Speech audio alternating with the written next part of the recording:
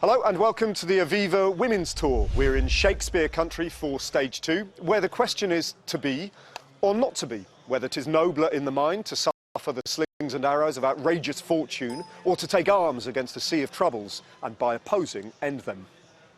Which is pretty much exactly what happened yesterday.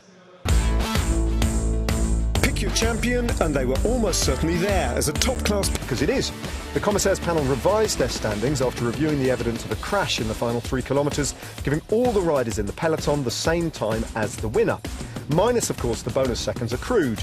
Therefore, Lizzie Armitstead sits in 7th place, 9 seconds down on Medeiros, with Voss and Bronzini in 2nd and 3rd.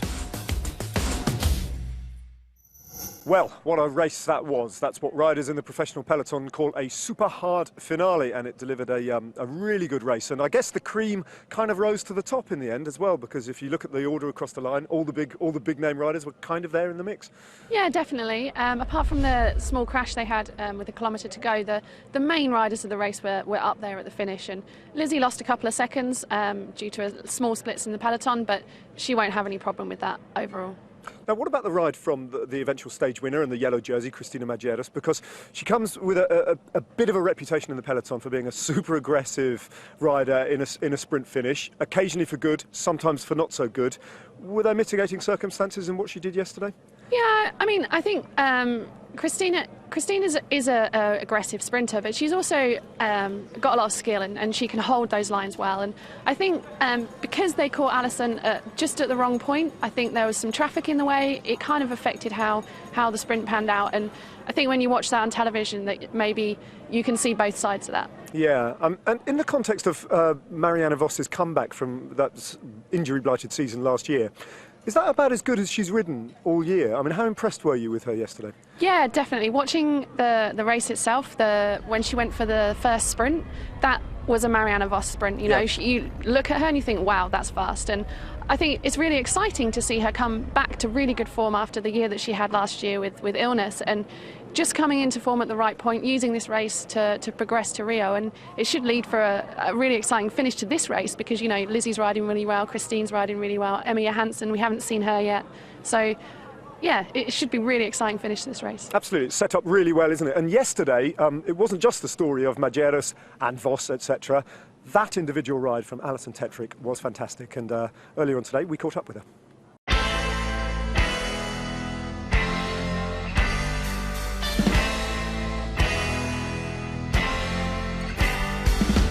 Tenaciously, she's hanging on to this advantage. Well, this is a real nail-biter. Oh, look at the crowds here. The school kids really urging on the lone leader, Tetrick. I wonder what's going through her mind. Surely she must think, I'm going to get swept up. I can't believe this.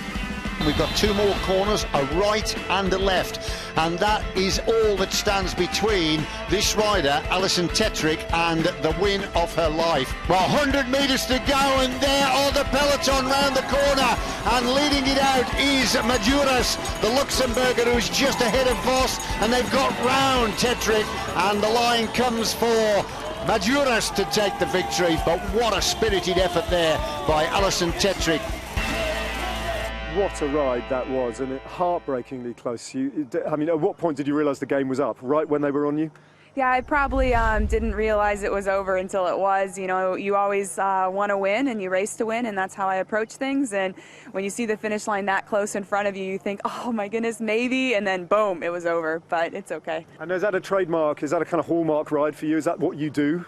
I really love racing my bike and taking a little risk that way and being bold and kind of rolling the dice, you know. And so, yeah, I mean, I do like to race aggressively and make a statement, and I'm pretty proud of the way I rode yesterday and looking for the next couple days as well. Yeah, well, you know, reflecting on your ride yesterday, is that about as good as you've ever been in the saddle? Is that, you remember that for a long time?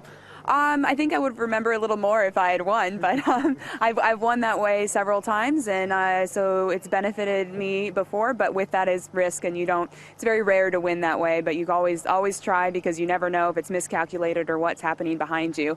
If you race in front, the race always comes to you, and so that's a good way to think about it, and also in life, I guess. Right, unfortunately for us, it's reached that point in the show where we are called upon to tell you what we think is going to happen today. And we got that wildly wrong yesterday, so hope for a better outcome today. But I think it is a bit more straightforward today, isn't it? At least the final few K are. Yeah, definitely. And I think the story of today will actually be much earlier in the race. I think if you're a smaller team and you don't have the chance to have a good result tomorrow, then today is all going to be about attacking and getting your riders up the road and getting that television time. Yeah, big climbs to come tomorrow, but there's a bit of climbing to be done today, and we understand it's not just the categorised climbs as well. There's a little climb after the last Queen of the Mountains that might play a role. Yeah, definitely. The whole day is going to be undulating. It's, you know, there's not really much flat around here, and I think as you get closer to the end of the race, you're into the second day. It's another long day again today, and you could see splits at the finish with the last couple of climbs being so close to the end. And the bonus seconds available for the intermediate sprints, do you think Vos will go for them again today? Absolutely. I think Rabelais will definitely be going for the sprint. She's only 1 second down on the general to Christine, so it's going to be important for the team to get that time back so that they can take the yellow jersey. Absolutely. Well, that's what we think. I wonder what you think. Let's have a look at the route map in a bit more detail. Stage 2 takes the race over the first lumps of the Women's Tour as the race skirts to the south of Coventry in an easterly direction before turning back towards the west and a finish in Stratford upon Avon after 140.6 kilometres. The two intermediate sprints play second fiddle to the two sharp Queen of the Mountain climbs of the day at Burton Bassett and Ilmington. The second half of the race packed with uncategorised climbs. Then it's flat and straight as they cross the River Avon and line up for the finish. The Aviva Women's Tour visits Warwickshire for the first time, setting off for the market town of Atherstone, situated on an old Roman road in the north of the county. Atherstone is best known for its annual Shrove Tuesday football game, a tradition that has survived for over 800 years. The county is packed full of history, and the route will pass near to the spectacular castles of Kenilworth and Warwick, where local school children have attempted a new world record for the largest human image of a bicycle. The stage finishes in Stratford upon Avon, the home of William Shakespeare. Tourists flock to the historic town to see the birthplace of the world's most famous playwright and discover more about his life. And there's no better time to visit than 2016, because it's the 400th anniversary of the Bard's death, and there will be a range of new attractions and exhibitions to celebrate his lasting legacy. Well, Stratford upon Avon is the finish line. Atherstone, though, is the start line, and we are good to go. Let's get over to the commentary team, Hugh Porter and Sarah Connolly. We're in Atherstone for the start of the second stage of the Aviva Women's Tour. History being made on this second leg, for it's the longest in the race's history, 140 kilometres. And it's a race of two halves, with the brace of tough Strava Queen of the Mountains challenges coming in the closing 70 kilometres. The weather is very, very damp indeed, and they're expecting heavy showers. Well, the dynamic of today's challenge could be a serious race of selection for the overall positions. Well, the rain, as I said, has certainly not deterred the enthusiasm of the spectators. They've come out here in their thousands. This is actually a very long stage for women's racing. They've had to have special permission from the UCI to actually allow them to go this long, because most of the time women's races are limited to 135 kilometres, or for stage races average 120 kilometres every day.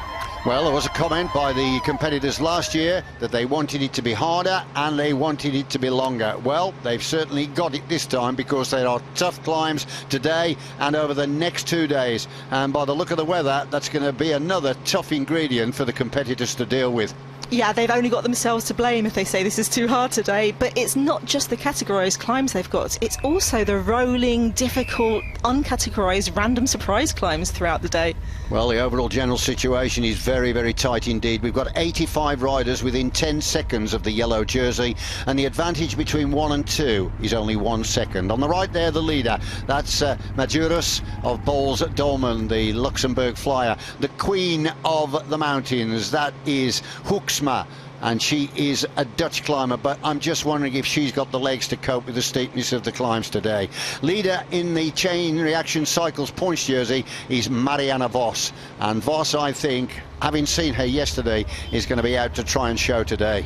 Yes, especially after that last sprint yesterday. She's got a big score to settle with Christina Medeiros, and the best way to do that is on the road.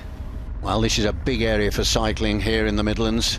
and very, very popular indeed, and I would think that we're going to see a lot of people out on the road to give the field support. Well, there is kilometre zero.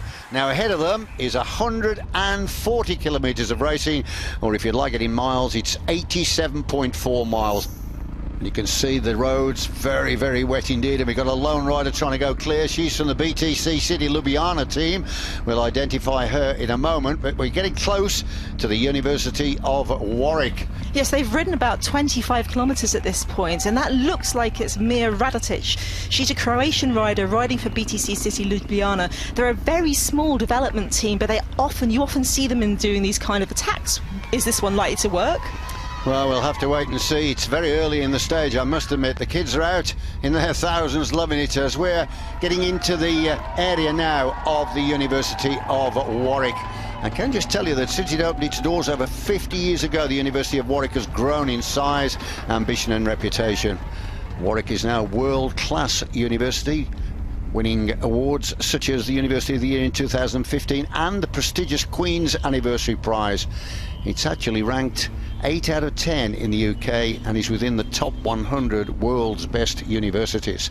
Well, it looks as though Radotic's escape is being wiped away now. Yes, and this is just going to be the first one of many. This is a perfect stage for escapes. I think it's going to be action all the way. Well, the first sprint is due to come at 36 kilometres in Kenilworth, and I'm looking forward to that very much. Don't go away.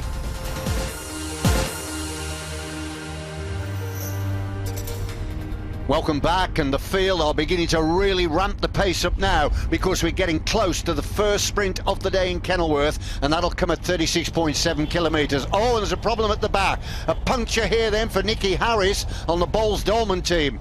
Yes, that might be a real problem for her teammates because you can see them on the front with their orange jerseys. They're riding to try and get those vital seconds at the sprint point for Christina Medeiros. Yeah, certainly not the right time to have a puncture. Well, it's never the right time, is it? But of course, the problem here is the tempo at the front is being controlled by Bowles-Dolmans. They're conscious that they want to try and pick up seconds. On the line, it's 3 for first, 2 for second, 1 for third, and we are now into the closing approaches to the line. Yes, we can see some really big teams up there. There's Liv Planteur with their distinctive green helmets, and right at the back there, Alison Tetrick, who we saw yesterday in her long breakaway for Silence Pro Cycling. She can bask in the kudos of yesterday. She could call herself a stage winner with the exception of 10 metres, but that's how it goes. Now then, they're beginning to crouch down at the front, beginning to unfurl. Remember, Medeiros is leading Vos by 1 second in the overall standings. There are 3 seconds available on the line, 2 for second, 1 for third. How important is this going to be? Oh, this could be vital. Anything can happen in this day, and they really need to take every opportunity they can. This is one of those races within races that makes cycling so fascinating. Caught a glimpse of Emma Johansson up there, the Swedish champion as well. So Johansson putting herself about. But look at this now, the pressure really beginning to unfold. It's a downhill sprint here in Kenilworth. On the left is Vos. Vos beginning to wind it up here. And Lepisto in the middle has got the line in her sights. And right behind Lepisto is the yellow jersey there of Medeiros. Well, I'm not going to call the positions then, it was too tight. Lepisto definitely first. We'll need to see another shot of that. Talk us through this then, Sarah. Yes, you can see Marianne Vos on the right in her Chain Reactions points jersey, and Emma Johansson there on the left. But it's Christina Medeiros versus Marianne Vos for that. Well, we'll wait for it. There it is. So Lepisto got the 3, but importantly, Medeiros has increased her lead over Vos by 1 second overall. Well, that's Emily Farlin on the right of our screen, the 27-year-old Swede riding on LA Cipollini. She really has been busy over the last few kilometres, trying to distance herself from the bunch, but all to no avail, and they've come back together, and they are now on the foot slopes of the first of the Strava Queen of the Mountains. This is Burton Dassett at 72 kilometres. It's a long climb, 2.9 kilometres, quite testing, and I expect the field to be stretched here to the limit. Yes, this is still only halfway through the race, and after this point it's going to be up and down for pretty much the whole of the rest of the stage. Yeah, it's pretty unforgiving country that they're racing in now, so apart from the classified climbs, there are other hills that really will stretch the riders out. It'll be interesting to see whether Ilona Hoeksma can pick up any more points today to add to the points she actually collected yesterday. I've looked at the front of the peloton and I can't see her. No, Park Hotel Valkenburg, they're a Dutch team, so they don't really have so many climbing specialists. I think it was just her taking the opportunity she had yesterday, but I don't think she'll show today. Evidence of the rain, as you can see, is all over the road. There are pools everywhere, so the riders will need to be very, very vigilant. And this is one of the very narrow sections, as the field are now beginning to thin down under the pressure at the front. Cattle grids, they always need to be respected. You can easily go down there. Yes, and the road is covered in dirt and grime that's been washed down there. You can see Ashley Mormon-Passio there on the side from Cervelo Bigler at the front. She's a very good climber, but as a South African, this is not the kind of weather she's used to. Contrasting styles, as we saw riders at the back really laboured as they're starting to lose contact. United Healthcare on the right, as we can see riders on the back from Ayla Cipollini. But also in this group, I've caught a glimpse of Katie Hall, and Katie Hall was going very, very well yesterday in the King of the Mountains contest. She closed out in 5th position on 4 points. So Hall is positioning herself near the front to try and pick up some more useful points. Yes, Hall is pretty much a brand new rider. This is only her 2nd pro season. She's there from UHC in the blue and the white jersey, very, very distinctive there. And next to her you can see riders from Canyon SRAM who really want to take the GC. Well, just look at the crowd on the top of the hill, as at the back there's evidence of hemorrhaging and riders are losing contact, but Hall is finding a good rhythm near the head of the contest here. This is the business end, and you can see now that riders are being stretched to the limit as it is thinning out, and we have a severe fracture as the kids have made their way to the top to cheer them on. Yes, you could see Lizzie Armistead there at the front in her turquoise and pink jersey today as the Adnams Best of British Rider. You can also see Anila Amialusik from Canyon SRAM there on the front, and Rabobank riders. Wow, they're really wanting to take this on. Yep, and the yellow jersey is also right in the mix here. That's Christina Medeiros, the flying Luxembourger. So she's having a good day as well. What a fantastic climb this is. This is sensational racing country as the competitors stretch out here, and we've got a lone attack developing at the front. Yes, that's a Rabo live rider. It's likely to be someone like Anna van der Breggen, one of the best climbers of the peloton, and this is good for her, but she usually likes a stronger climb. Well, here is the burst then for the line. It's going to be tight, but right over the line first is Katie Hall, and that's a good ride for Hall. She's picked up 6 points there to add to her overnight tally, and that means it's stretched out to 10, and she's only 2 behind the leader now. There is confirmation. Hall gets the 6, and the rest of the positions you can see, but the important point there is the fact that Hall has closed down on the leader and is now putting her under pressure because she's not in that leading group. Yes, and the Queen of the Mountains point isn't even at the top, and they've crested the summit, and they're now going to go down through a very steep, tricky, technical descent, which on wet roads can be quite lethal. Well, fortunately for them, this is one of the sections where the showers haven't hit the road because it's dry, and that is going to be very, very lucky for them, because when they come into a corner that is greasy, it's easy to lie the bike over and you can go down. All these corrugations that they're racing on now are demanding whether it's up or down, and there's little or no respite. You've got to be alert. Yes, and we talk a lot about riders needing climbing skills, but descending skills are almost even more important. You can see how this is going to fracture the peloton, really make a difference for them. It's incredible. Well, it looks as though they're starting to rejoin here, so the field that did fracture is now starting to come back together. So the quicker descenders who lost contact on the ascent are now starting to link up, and we've still got quite a sizable peloton. Yes, that's Emilia D Derrickson there in the red and white jersey of the Danish national champions. She's a 2-time former junior world champion, but you can see there that looks like Van der Breggen. It could be Shara Gillow. And one of the riders who found the climb very hard indeed, she's just distanced off the back here, is Doris Schweitzer, and one of the young Swiss riders who was brought in late to tackle this year's women's tour. She's on the Silence Pro Cycling squad. Yes, these small groups off the back are going to be racing really hard to try and get back to the front, because if you lose it here in these narrow twisting roads, you can be gone from the race completely. Now then, the next obstacle for them to tackle is going to be the second sprint of the day, and that comes at Taiso after 90.5 kilometres. Remember, it's 3 seconds for first, 2 for second and 1 for third, and if it's anything like the first sprint that we had at Kenilworth, it's going to be an absolute thriller. At the back is our usual friend there. Yes, that's Alison Tetrick, who we saw off the front at yesterday's stage. But we can see the teams getting together to get those sprint points going. That's Liv Planteur there on the right in the black and green, and they're really working hard. But on the other side, you've got Cervelo Bigler working to get more points from Lotte Lepisto, who took the first sprint of the day. She did, but the interesting pointer there in the first sprint, there was the fact that Mažuras pipped Vos and extended her lead overall to 2 seconds. It doesn't sound a lot, does it? But she's doubled her lead over Vos after the first sprint, and it's now 2 seconds. So Vos, no doubt, will be trying to think about turning the tables here on sprint number 2. Yes, they're really wanting this. You can see there, you've got the bright fluorescent yellow of Ali Cipollini, the sprint team. You've got the black and the orange of Wiggle High Five. And here they are, coming past a wonderful sight, seeing all the children on the roadside. Well, we just got a glimpse of Lizzie Armitstead on the right, and she's trying to lead out her teammate, Mažuras, and also in the mix there is Vos. This is very important, this sprint now, and they're going flat out for the line. Oh, look at that. That was Vos that crossed the line first. Remember, she's in the chain reaction cycles points jersey, and we'll wait to see a repeat of that or the caption to confirm, but she was just ahead of Mažuras for my call. And let's have a look. Yes, so it means now Vos has clawed back another second on Mažuras, so it's just 1 second, status quo exactly as when they set off in Atherstone. This is so exciting, and it's really interesting to see which teams are really going for this. You could see Wiggle High Five were really trying but couldn't quite get there.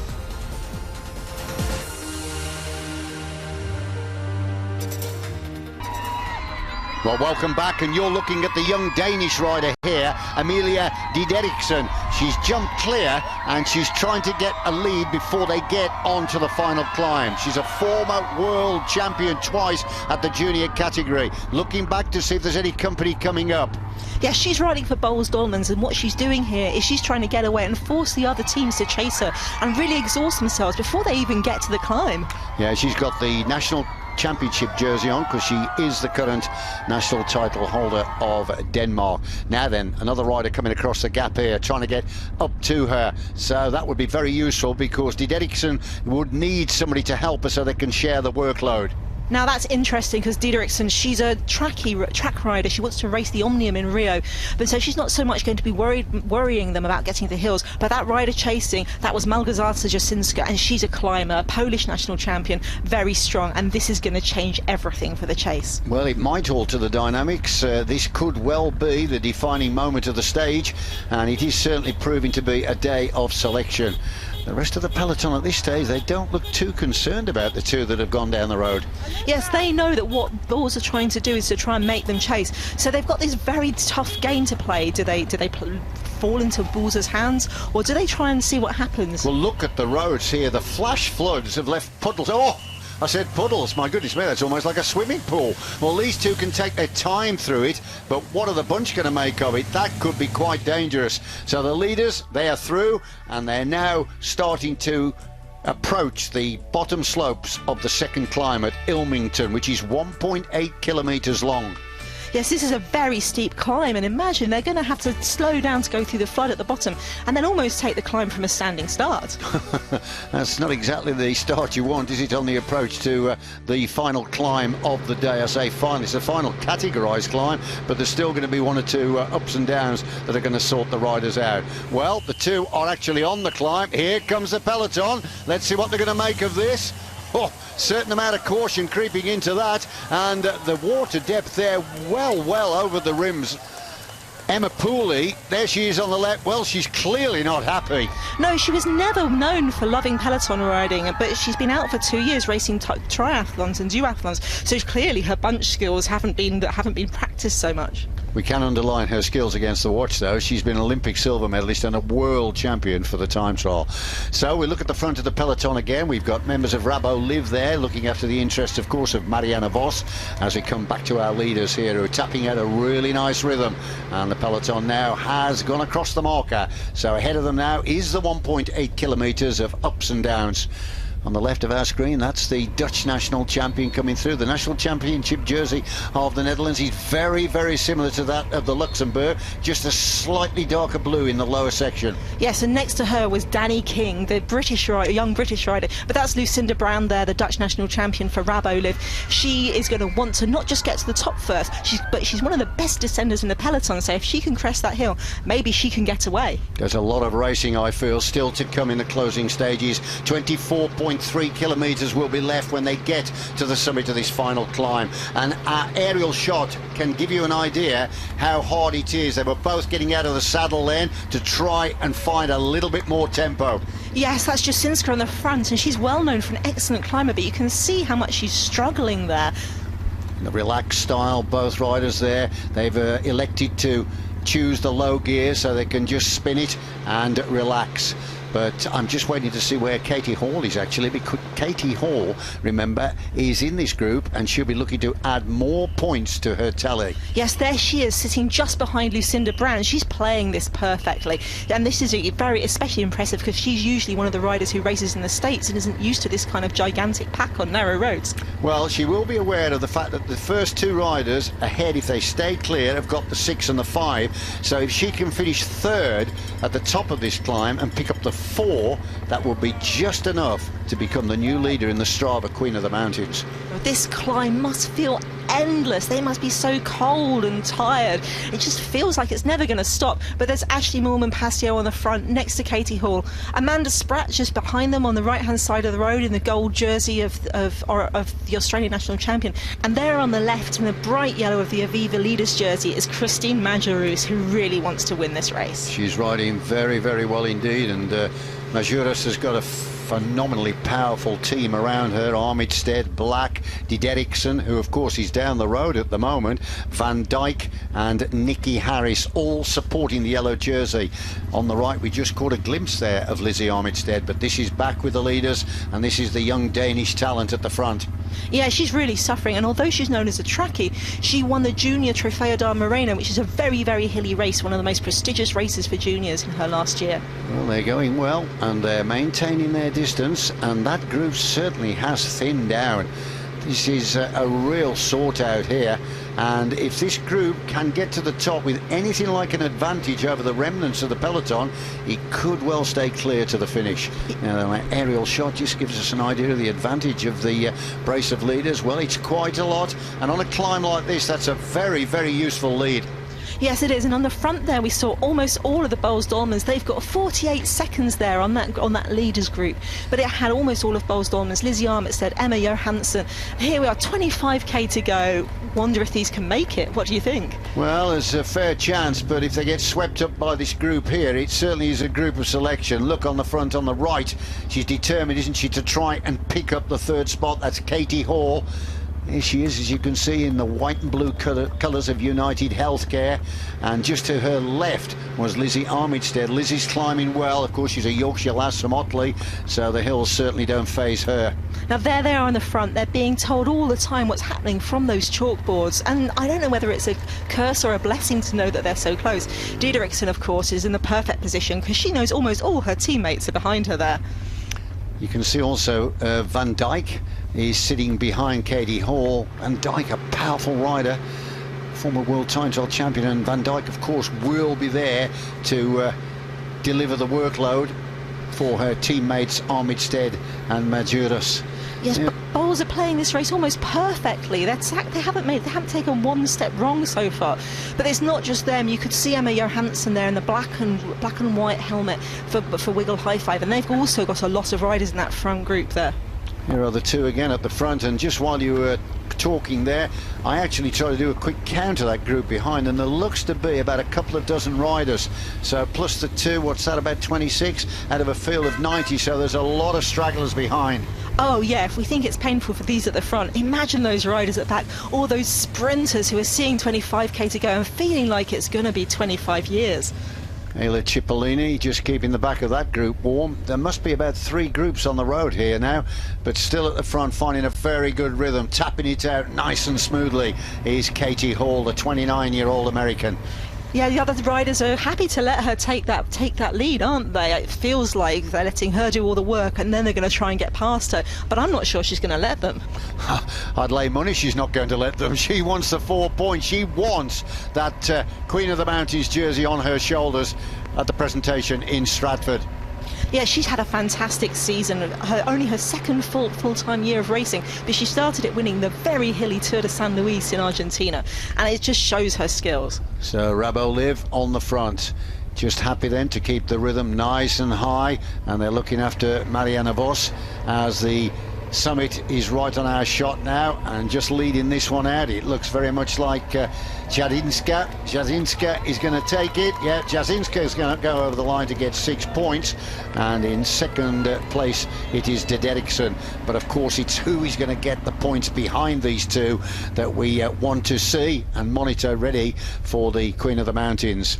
Yes, that's Anna van der Breggen on the front for Rabo Liv, and they've also got 2 or 3 riders in that front group. They've done very well here. But look at Katie Hall accelerate. Wow, I can't believe she's still got that in her. Yeah, she's going strongly, isn't she? She's ridden that climb with a great deal of intelligence, and she has timed her effort to perfection. Katie Hall comes over the line in third place and picks up 4 points.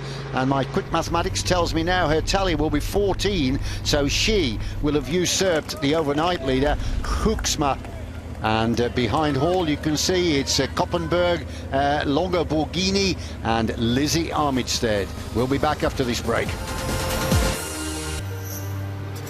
Well, welcome back, and we've got about 6.5 kilometres to go to the end of what has been an absorbing day of racing, and I can tell you we've got 27 riders now at the head of the field. The 2 that were clear, that's Jadzinska and De Derrickson, have been finally swallowed up by this group, but the weather has played havoc.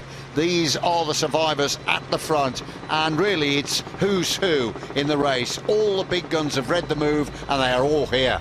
Yes, we've got a lot of the big teams there. I think there's pretty much almost all of Bulls Dolmans there and almost all of Wiggle of High Five there. There's only about 5 or 6 teams who don't seem to be represented in this group. And just to earmark 1 or 2 that are here, last year's winner of the race, Lisa Brennauer, is there. Marianne Vos is in this group. Majorus, the overall leader in the yellow jersey. Emma Johansson is there. Kirschman, van der Breggen, Armitstead, they're all here. Johansson there on the left as we're getting an attack on the right here. A rider trying to go clear down the outside of the road. That's what it's all about, the element of surprise, and that's Post. Post trying to go clear of Park Hotel.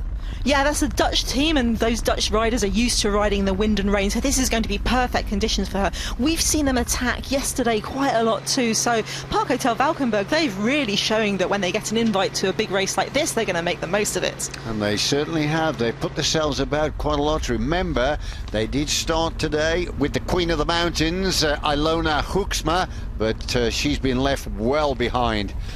Yes, and the weather's really coming down here. They must be so cold and so wet. And look at her trying to get away, and we're really in the closing kilometres. And the peloton's stretched, the bunch in the front, I should say, stretched out behind her. Look at that. But I mean, the climbs today, my goodness me, compared to those yesterday, I mean, yesterday they were just playing at it. I mean, today, the severity has been unbelievable. Oh yes, and here we are at 5k to go, and it's still rolling, and it's quite a difficult finish as well. This is going to be tough right to the line. And of course it's a historic finish today in Stratford upon Avon, the birthplace of William Shakespeare. And this year, of course, we commemorate 400 years since the death of the great man. Yes, and we can see some of the riders there. There's Ellen van Dijk. You can always tell her the tall rider in the orange jersey. You can see Malgorzata, Jadzinska and Emilia D Derrickson, who really impressive that they managed to stay with this group after they were caught. Another point to discuss while the rain is just absolutely banging down on the survivors is, of course, it's a totally different finish today to yesterday. Yes, where yesterday was all about the tight technical corners, today's a much more smoother run-in. It's very, very straightforward until they get almost to the end. Yeah, after they've swept over the Avon, there is a pinch point actually. The road narrows to 4.5 metres with 200 metres to go, so we'll be watching that very, very closely. Yes, and before then, I mean, we may see this big group come together, but you can see, we've seen already riders attacking. You can see they're keeping a very fast pace on the front just to try and stop them getting away. Well, the team on the front here at the moment is Canyon Schramm. They, of course, have got the winner of last year's event, that's Lisa Brennauer, and her teammate Cecchini, the Italian champion. She's amongst these riders as well. Yes, and it's Tiffany Cromwell from Canyon SRAM on the front, a young Australian who's tenacious. Her personal results haven't been so strong for the last couple of years, but she's been integral to the team's work. She's a very good road captain, very canny rider, and she's one of the ones we should watch because she's likely to attack. So when we think back to the furious sprinting with 4 kilometres to go that's taken place in the 2 Chain Reaction Cycles points jersey sprints at Kenilworth and Tyso, Majerus has been second in both of those sprints. Voss has had a third and a win, but the upshot of it means that they're still only separated by the 1 second that they started out from Atherstone today. So the bonuses on the line are going to be of paramount importance if it's those two that are slugging it out. Yes, and they've got the bowls have got, and there's another rider again. It's Park Hotel Valkenburg again. Is that Jermaine Post again? Wow, she really isn't going to let the fact she's the only rider from her team in this group deter her. So Post having a go, and I must admit though, the tactic really is not the best tactic there because the group behind is moving so quickly she cannot possibly distance herself away from them. No, but she's not going to take an spin. And look, there's Danny King. They catch her and go straight past. This is what it's going to be like all the way through to the finish. Although these might not work, if you don't try, you can't win. Danny King, of course, a gold medal winner for the team pursuit discipline in London. And King is having a good tour as we're now into the concluding 3 kilometres. Yes, and you can see Orica Greenedge there in the front. All these riders, these big teams are very, very much there. It's going to be very interesting to see whether some of these solo riders in that group are going to be able to outwit them, or whether these big teams with the numbers are going to suffer while a rider can sneak away. Well, there's one thing about these riders, they all know each other's moves very well, their strengths and weaknesses. That looks like Emilia Johansson to me, is it? Oh yes it is, and she's well known for this. She's a very fast sprinter, but she's one of the absolute consummate all-rounders, best possible riders. This is pretty much her last full-time year. She wants to retire after the end of this season, but she wants to go out on a high for sure. Well, Emilia Johansson, who won a silver medal in the Olympics in Beijing to Nicole Cook, the Swedish champion Johansson, then trying to go clear there, but she's been pulled back. Yes, that looks like Chikini of Canyon SRAM, and once again Emilia D Derrickson of Bulls Dolmans. Emilia D Derrickson is doing so well today, and look, her attack has just strung out that group. Every time someone goes, there's a real risk of people being dropped at this point. And I think it's worth underlining that today at 140 kilometres, this has been the longest stage in the 3-year history of the Tour. Yeah, you can see these attacks. What they do is they'll stop and start with them. They're looking around, cage, everyone taking their time to move, and that's actually much more tiring than riding at a straight, fast pace. And the sprinters quite content to stay in the wheels. Marianne Vos, a very, very experienced campaigner, she's in there. She'll be looking to try and choose her best position for the approach to the line. Another attack on the left here. Oh, that looks like a Bulls Dolmans rider. They really want to take this for Majerus, and they've got it 2 kilometres to go. I think from the look of that ponytail, that's Nikki Harrison. She's a cyclocross rider, so this weather will hold no fear for her. Yeah, Nikki Harrison was 5th in the World Cyclocross Championships this year, and current British national cyclocross champion, but she's been pegged back immediately. And it's Tiffany Cromwell that's made the junction, and sitting in the wheel of Cromwell is Voss. Oh my goodness, they're coming through these roundabouts and they're not giving up. This is not going to be given away easily, is it? And that beautiful sight of pelotons taking a roundabout. They need to keep away from those white lines in the middle because they will be very, very slippy. Once again, it is the team of Bulls Dolman that are turning the screw, and it's Nikki Harris once again having a go. She is not going to stop. She's going to give everything. We saw her do this in the Strade Bianchi. We've seen her do it in races all throughout the Classic season. She's fantastic. It's great to have her back on the road. Well, one attack goes and another attack is brought back, and we have Emilia D Derrickson, the former World Junior champion, having a crack here. And let's not forget, she was away earlier in the stage, so she's still got energy. Yeah, coming under the Flamme Rouge, 1 kilometre to go. I don't think she's going to stop here. This is an incredible ride by her. Yep, 1 kilometre remaining now. Remember, they'll be sweeping over the River Avon, and then there is that pinch point on the road with 200 metres to go. But Derrickson has not distanced herself. She's been pulled back, and it's status quo. They're all back together. Yes, it's Canyon SRAM working super hard, and I can see Elisa Longo Borghini of Wiggle High Five up there as well. You can see Lizzie Armitstead in that turquoise and pink. Christina Medeiros in the bright yellow jersey. This is going to be so exciting. It certainly is, and there's so much at stake. Remember, on the line, 10 for the win, 6 for second and 4 for third. There is the Avon. They're on the bridge now. They're getting very, very close to the finish. Yes, it looks like Lizzie Armitstead is leading out Christina Medeiros. This is fantastic. Are Bowls unstoppable in this race? Amy Peters is also in there as well, and she's a very good classics rider. Coming up now to the closing stages, and it's Brenner that's right in the mix and gritting her teeth and looking for the victory. But there's a challenge coming on the right, and who is this going to be that's going to take it on the line? Looks like Amy Peters may have got it. Oh, it was almost a blanket finish. The arm was raised by Amy Peters, and we'll wait for that to be confirmed. But Brenner was there as well, and Voss was in the top 3. Yeah, that's Brenner on the front on the right-hand side leading her out. But look at Peters' acceleration as they get to the line. And Voss, she's trying to get there, but she just can't make it. Let's take a look at the head-on the right of our screen. Peters snatches the stage. Voss in the middle finishes third, and the bonus of 4 seconds gives her the yellow jersey. Dutch classic specialist Amy Peters wins stage 2. Second, Lisa Brenner, and third, Marianne Vos. And Peters looking very, very happy with her result today. It was very close. At first I was a bit hesitating, but then I saw at the end that I just passed it at the end, but it was very, very close. Katie Hall becomes the new leader in the Strava Queen of the Mountains competition. The chain reaction points jerseys on the shoulders of Marianne Vos. And she's back in her usual spot as well, as she's now the holder of the Aviva yellow jersey. Well, Marianne, you've got the jersey, so I guess you're happy. You're exactly where you want to be after 2 stages. Well, of course, after 2 stages, it's nice to have the jersey, but it doesn't mean too much for the general classification in the end. So it's going to be a tough ride the coming 3 stages. Marianne Vos is the new leader after 2 days. She has a 3-second advantage over Christina Medeiros, and in third spot is Amy Peters at 7 seconds. Lizzie Armitstead is the leading British competitor, 8th place at 16 seconds. So, all change at the top of the Aviva Women's Tour as Marianne Vos takes over the lead of the race, and no great surprise that we're standing here at the end of stage 2 and saying precisely those words, because Vos is looking very, very strong, isn't she? Yeah, she is looking very strong, and Rabobank today would have taken the race on with 2 intermediate sprints for time bonuses, and then coming into the finish with a time bonus. You know, they were really important to wear that yellow jersey going into tomorrow. A word about the winner, Amy Peters. You know, she was winning a race there in very exalted company with Brenner in second place and Vos in third. Strong ride. Yeah, super strong ride. She's a known sprinter. She switched teams this year to Wiggle, and you know, she's taken her opportunities where she can, and a fantastic result at the end of the stage.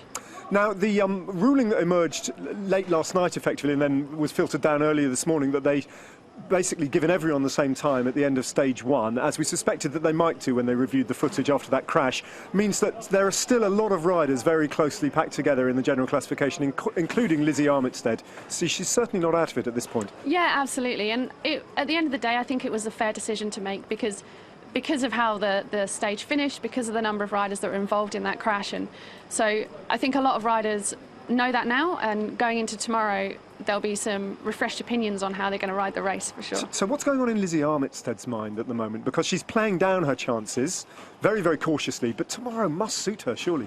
Absolutely, and Boels Dolmans, the thing they have going for them is they have incredible strength in the number of riders they have that can actually do things on the day, and so they'll probably try and make a really aggressive race, and Lizzie will use her other teammates to counter-attack and try and get away that way.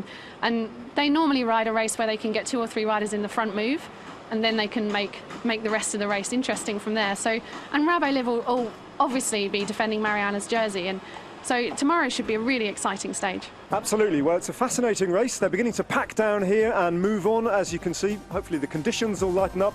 Do join us, though, for tomorrow's coverage as the race rolls onto the Queen stage all the way from Ashbourne to Chesterfield.